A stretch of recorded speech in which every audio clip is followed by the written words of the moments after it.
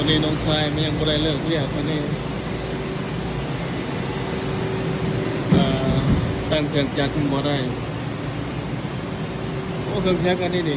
เอาใจยากแล้วมันเพื่อนมันเฮ็ดยากนี่เลยเนาะบ่เลิกเรียกมันนะเอาใจยากนี่เลยน้อยเดียวกันน้อยเดียวกันอากาศร้อนร้ายก็บ่ได้หรือว่าเย็นร้ายก็บ่ได้นะ